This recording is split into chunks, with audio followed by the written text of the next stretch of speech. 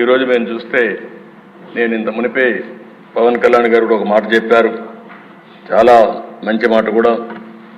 మనం ఎవ్వరం కూడా ఇక్కడ ఉండే ఎమ్మెల్యేలు అందరం కూడా గుర్తుపెట్టుకోవాల్సింది, ప్రజలు మనం ఇంత మురుమారిగా ఏదో పెత్తందారి వ్యవస్థ కాదు, మన ఇష్ట ప్రకారం మనం చేయడానికి.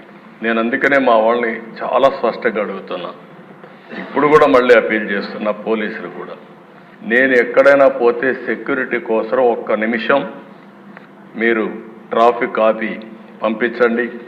ఒకవేళ కాదు అంటే నేను కూడా ఒక 5 నిమిషాలు లేట్ అయినా పర్వాలేదు, నేను ఉంటాను తప్ప ముఖ్యమంత్రి వచ్చాడని హంగామా చేసి మళ్ళా పరదాలు కట్టడం, చెట్లు నరికేయడం, ఎక్కడికక్కడ రెడ్ కార్పెట్లు వేయడం, ఇవి ఎక్కడా చేయొద్దని విజ్ఞప్తి చేస్తున్నా. చెట్లు నరికేయడం, ఇంకో పక్కన షాపులు మూసేయడం, స్కూల్స్ మూసేయడం, ఆ స్కూల్ బస్సులన్నీ పంపించడం, హౌస్ అరెస్టులు చేయడం, అక్కడ పోతే అన్ని పార్టీ వాళ్ళని హౌస్ అరెస్టులు చేసి ఎవరిని రోడ్డు మీదకి రాకుండా చేయడం. ఏం పర్వాలేదు, నా మీద ఒక రాయి వేసినా భరించడానికి సిద్ధంగా ఉన్నా.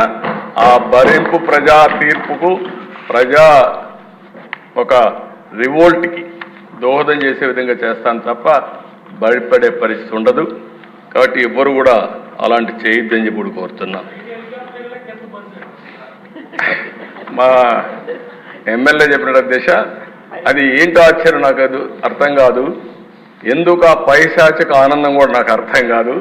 హెలికాప్టర్ పైన పోతుంది, రోడ్డు అంతా బంద్,